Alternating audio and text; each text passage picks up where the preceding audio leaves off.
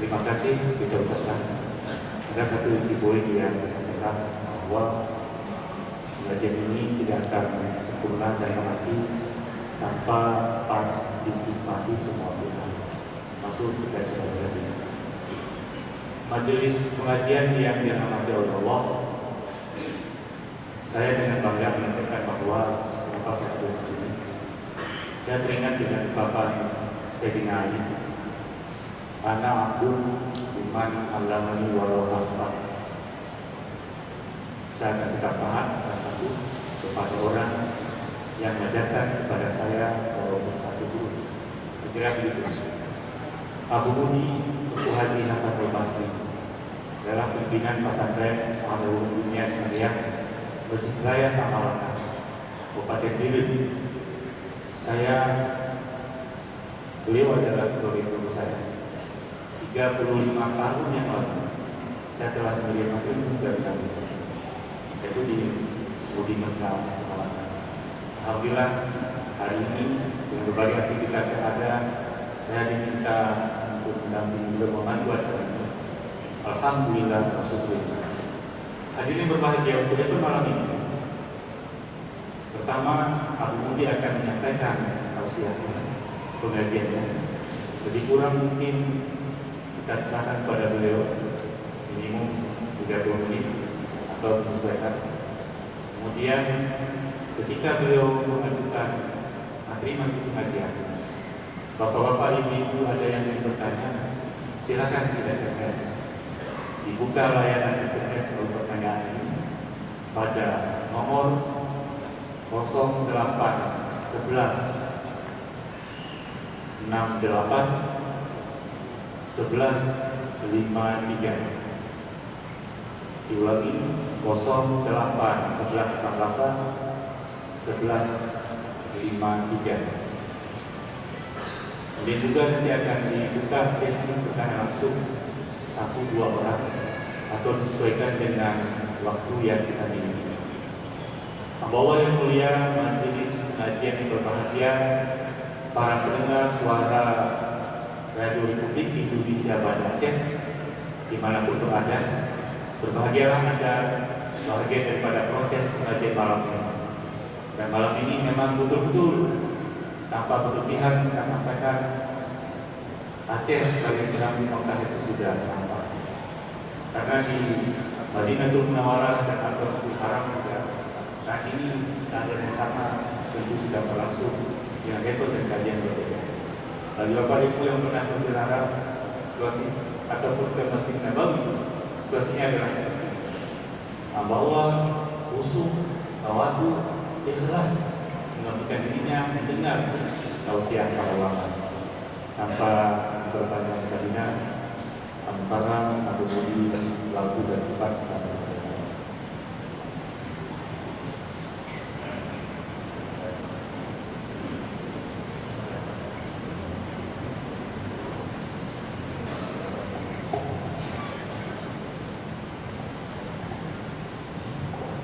Assalamualaikum warahmatullahi wabarakatuh.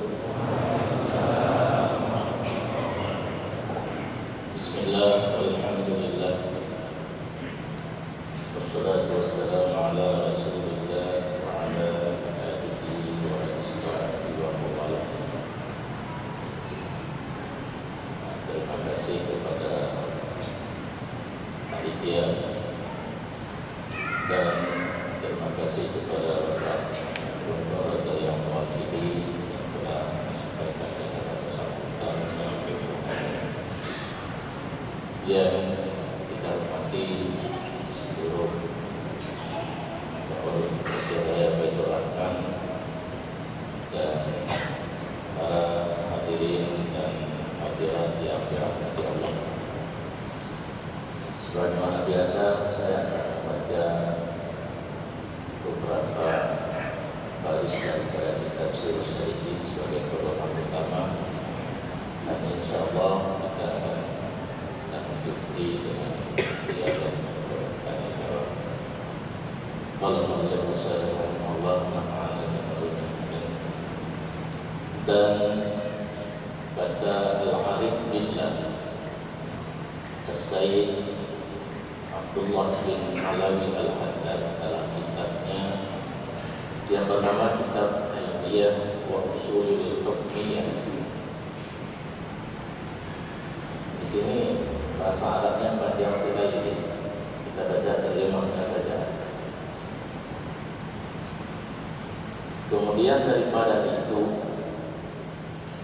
bahwasanya engkau apabila engkau tidur kepada barang yang dikarang oleh a'imatuddin, yakni ulama ahli sufi, yaitu daripada segala kitab yang memberi manfaat pada agama di dalam akhirat, niscaya tiada engkau lihat akan sesuatu daripadanya yang terlebih menghimpunkan dari segala ilmu yang memberi manfaat itu daripada segala kitab imam Hujjatul Islam Al-Ghazali rahimahullah ta'ala, yaitu seperti kitab Ihya'u Ulumuddin dan Arba'in Al-Usul dan Minhajul Abidin dan Bidayatul Hidayah. Dan sekalian itu mengetahui akan dia oleh orang yang ta'amul akan dia dan baik-baik melihat di dalamnya daripada ahli haq dan ahli insaf, ini orang yang adil dan orang yang mempunyai mata hati di dalam agama. Dan tiada mungkin akan yang demikian itu melainkan orang yang dungu lagi jahil atau orang yang ulama rasami muda jahil, yaitu ulama lahir saja, telah memperdayai akan dirinya dan lalai ia daripada kembalinya. Maka mudah-mudahan Allah Ta'ala dengan anugerahnya memberi ilham akan kami dengan petunjuknya dan memeliharakan akan kami daripada kejahatan diri kami dan daripada kejahatan amal kami, dan tiada dia daripada menjauh maksiat, dan tiada daya daripada menjauh maksiat, dan tiada kuat pada berbuat taat melainkan dengan penolong Allah Ta'ala. Di sini pengarang kitab Sirus Salikin ingin menyatakan dari sekian banyak kitab yang telah dikarang oleh para ulama tentang ilmu tasawuf, menurut beliau yang terpilih adalah kitab yang dikarang oleh Imam Al-Ghazali rahimahullah. Makanya seperti yang telah sering kita katakan di setiap pengajian, bahwa kita Ahlus Sunnah wal Jamaah di dalam bidang tauhid, fikih dan tasawuf mempunyai imam sebagai panutan, sebagai tempat kita ikut dalam berpedoman dalam tiga bidang ilmu tersebut.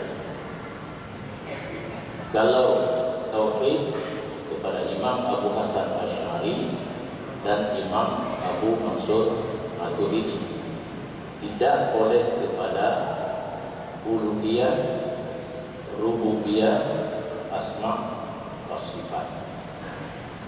Di bidang fikih kepada salah satu daripada mujtahid yang keempat, Imam Hanafi, Maliki, Syafi'i dan Hambali.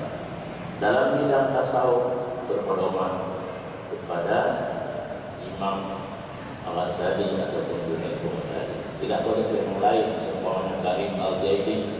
Demikian pula dalam bidang fikih kepada Ibnu Taimiyah, ini di luar Ahlus Sunnah wal Jamaah. Jadi pilihan kita dalam bidang tasawuf menurut karangan Imam Al-Ghazali ada 4 kalau tidak salah: Ihya, Arba'in Al-Usul, Minhajul Abidin dan Bidayatul Hidayah. Menurut pengarang, kita diperintahkan untuk memperhati secara baik-baik tahun lebih kalau tidak salah terdapat di dalam majalah ataupun koran ada orang yang mencerca tentang karangan Imam Ghazali kitab Ihya Ulumuddin, karena ada beberapa yang sampai 10 saya kurang hafal tulisan Imam Ghazali yang mengarah kepada sesat menurut orang tersebut. Ini menurut pengarang kitab Sulsalikin karena mereka itu memperhatikan dengan kurang teliti. Umpamanya di dalam kitab Ihya ditulis ad-dunya sijnul mu'minin wa jannatul kafirin. Dunia adalah penjara bagi orang yang beriman dan surga bagi orang yang kafir. Mungkin secara logika kita tidak bisa menerima masakan dunia penjara bagi kita. Seolah-olah yang kita hidup dalam penjara, tidak boleh senang-senang. Bersenang-senang dalam dunia tidak dilarang, tapi jangan dengan sebab kesenangan itu kita lupa salat. Kita lupa kita sebagai hamba Allah. Takabur, kita kaya, angkuh, sombong dan sebagainya. Pengertian daripada dunia penjara bagi orang yang beriman adalah dibandingkan dengan kesenangan yang akan diberi Allah kepada seorang mukmin di negeri akhirat, sangat jauh perbandingannya dengan kesenangan di dunia. Karena saya dapat dalam satu tulisan dalam kitab, mencari kesenangan di dunia adalah mencari sesuatu yang belum diproduk. Yang itu produk. Itu juga dua. Kata kalau kamu berundayanya dalam bahasa Indonesia itu lalu ada lagi bahasa Aceh, lagi bahasa muncul bahasa Indonesia. Kalau lenjak di bola bidaan dengan ini kau daya, di daya bahasa Aceh lebih. Kalau kendaya terbalik, daya Salafiyah itu bahasa Aceh, itu bahasa Aceh, itu bahasa Aceh. Roh Jakarta, roh Brunei, Malaysia, Medan, kawan Aceh, banyak tak yang dipegangnya. Kita mencari kesenangan di dunia, mencari sesuatu yang pabriknya belum diresmikan, belum dibuka. Karena dunia adalah nanggro coba tempat berujung dengan Allah. Lebih senang itu ujian, lebih susah pun itu ujian. Apa saja yang datang kita dalam keadaan dites, diuji oleh Allah Subhanahu Wa Taala. Kemudian wajah natul kafir. Dunia ini adalah surga bagi orang kafir. Pengertiannya yang benar adalah apabila dibanding dengan azab yang disediakan oleh Allah di negeri akhirat terhadap orang kafir, inilah surga satu-satunya di dunia. Walaupun karena ada konflik dengan Cina Gatia, Cina Gatia, dunia akhirat tak, tapi itulah surga yang di akhirat nanti berlipat ganda azab yang diberikan oleh Allah. Yang sebuah contoh ibarat dalam kitab Ihya Ulumuddin yang mungkin pemikiran sebahagian ulum andro. Pada andro hanya diumum, tapi kan sebenarnya yang dimaksud daripada ibarat Imam Ghazali tersebut, maka berani mereka mengatakan salah satu kitab yang bisa menyesatkan kita adalah Ihya Ulumuddin. Nalem baru tulisan Imam Ghazali yang dianggap diurin mungkin terjadi, mungkin neologenya bahkan kitab Imam Ghazali membawa kepada sesat. Jadi imam kita dalam tasawuf, Imam Ghazali atau Junaid Baghdadi. Ini menurut Sirus Salikin.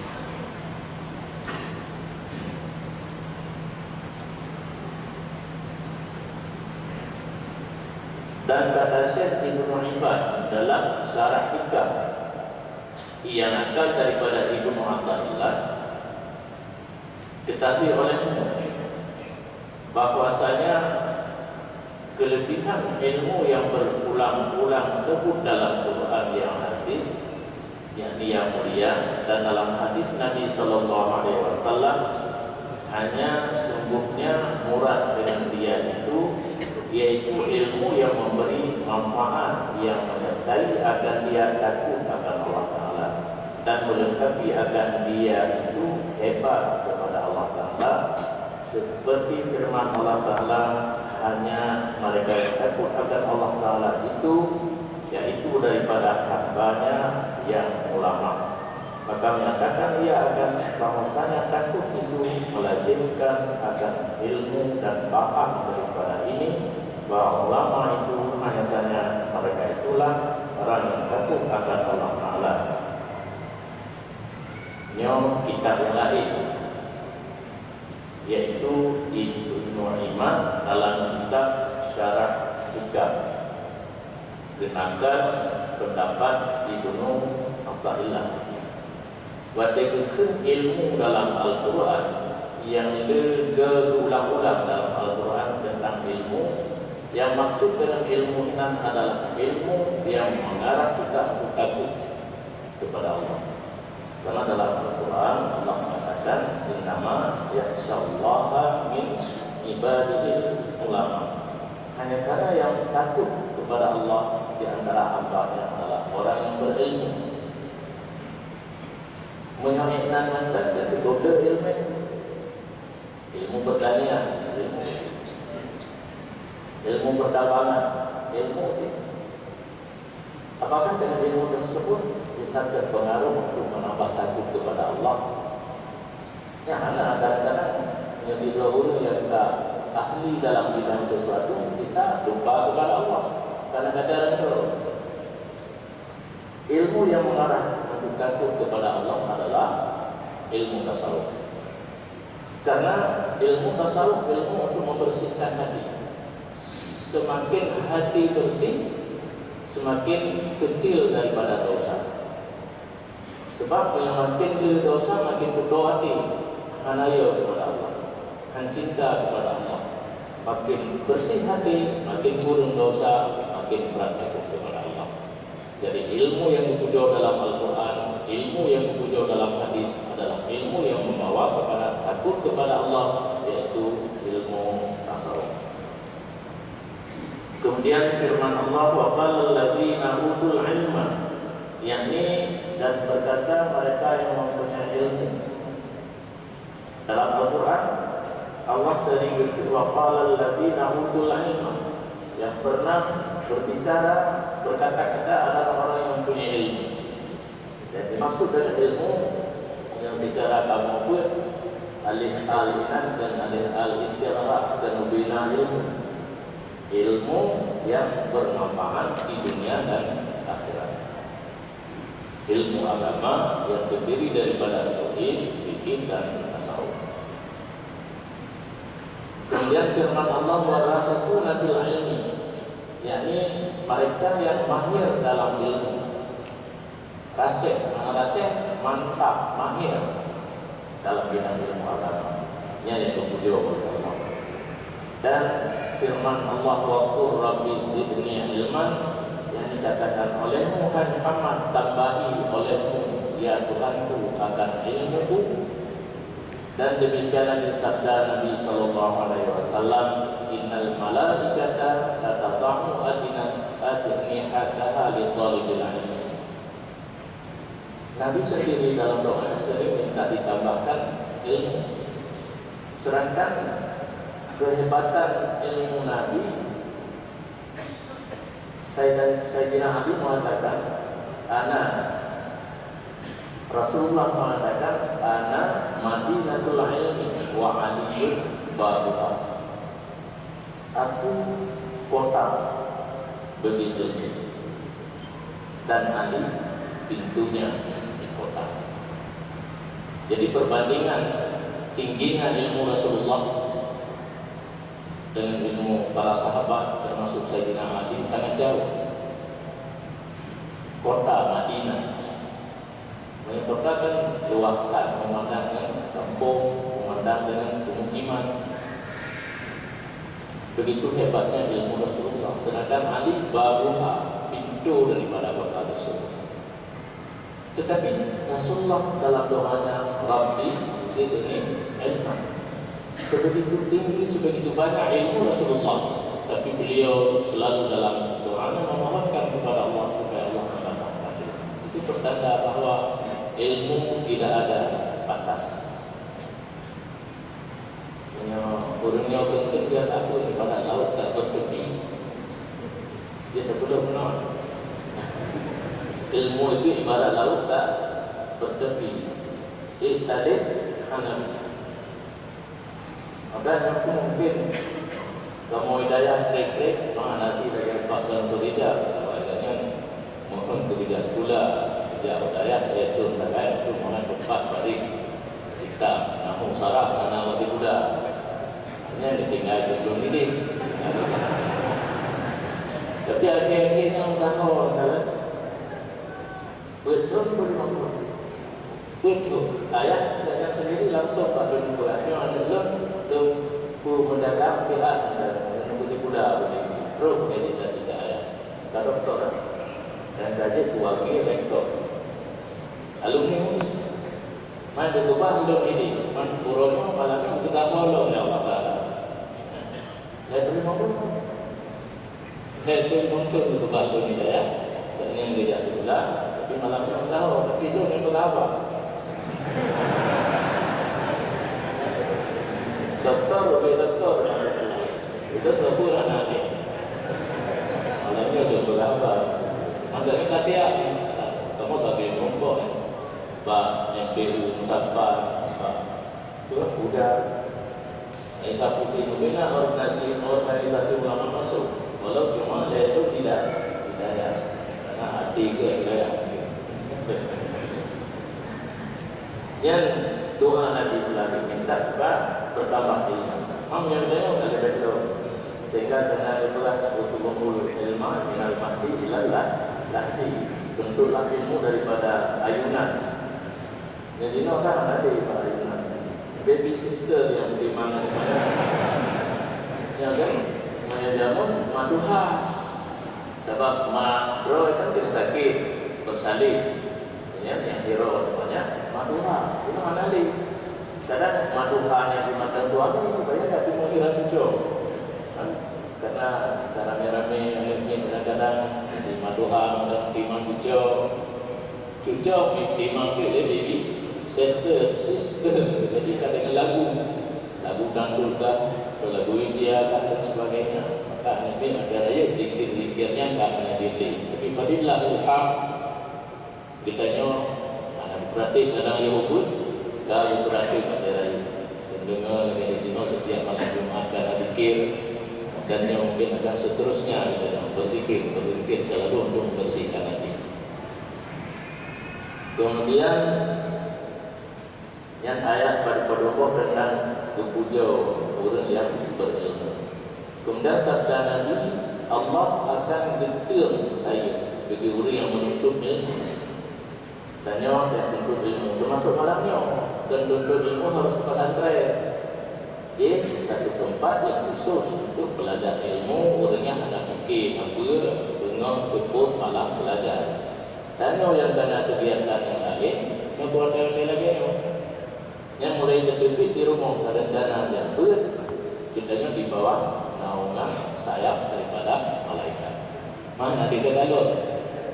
Mungkin kadang-kadang nak kena jumpai undangan tu mana jadi, kadang-kadang nak kena menteri mundo mana jadi. Itulah hasil daripada sayap malaikat. Kemudian sabda Nabi SAW, al-ulama warasatul anbiya, yakni pembina ulama itu mempusakai akan anbiya.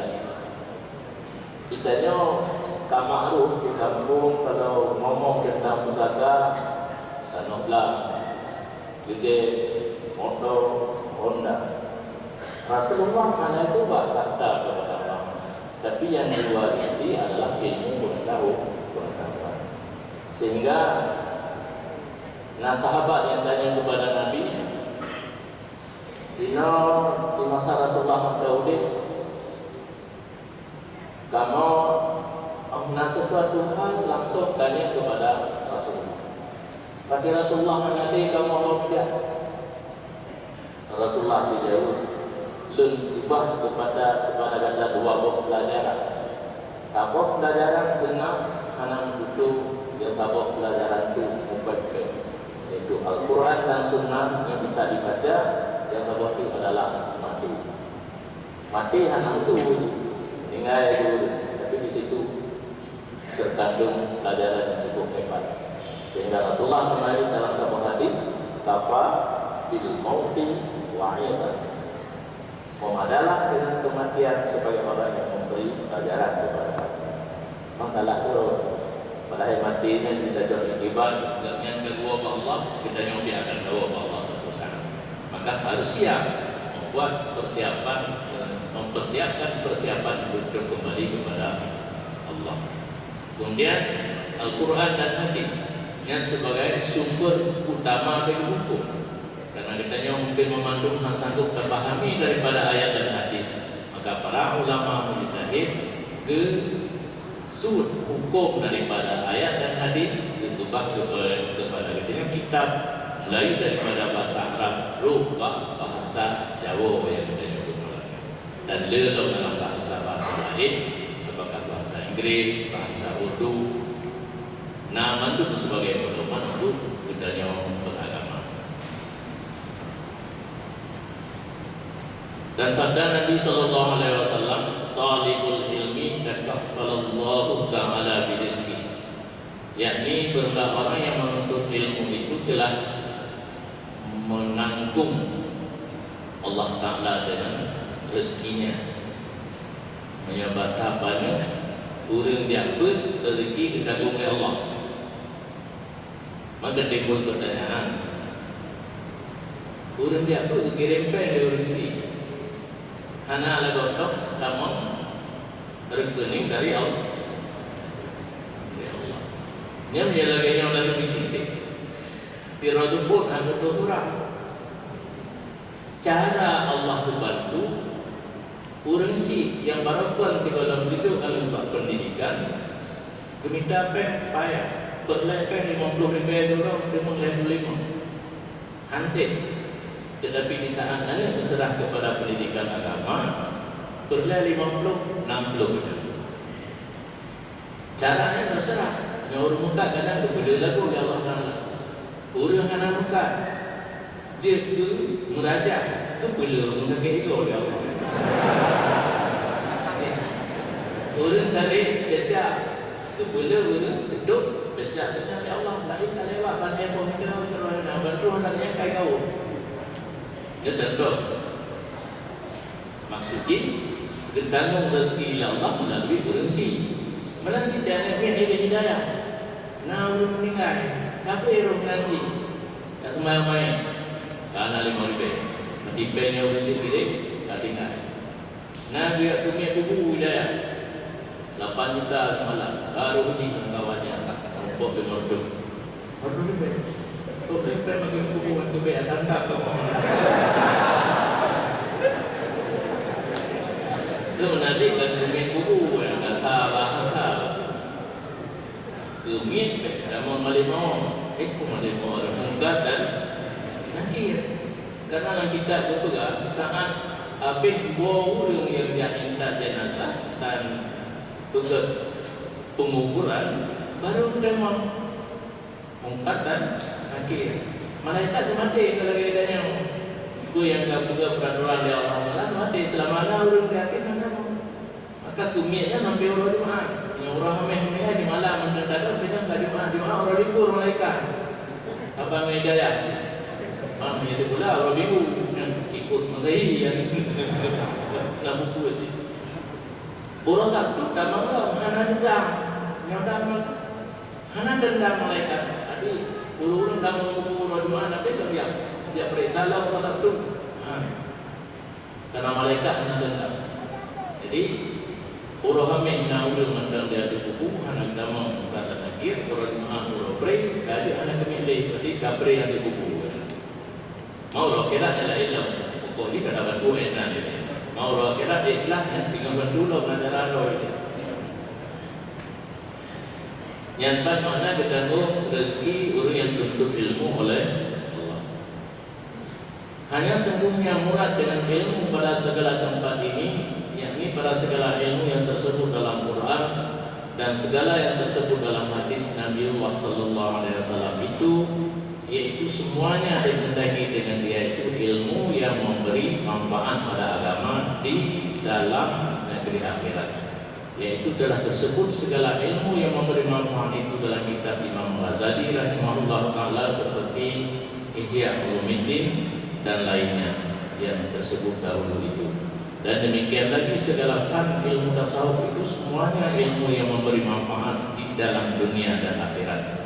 Karena ilmu tasawuf sekarang ini telah terhimpun di dalam ilmu usuluddin dan ilmu fikih dan ilmu syariah seperti yang disebut di dalam kitab ini, seperti yang disebut dalam Mukhtasar Ihya Ulumuddin yang yaitu asal kitab ini, seperti yang disebut dalam kitab Ihya Ulumuddin dan lainnya daripada beberapa kitab ilmu tasawuf yang pada bicara ilmu suluk, yakni ilmu tarekat.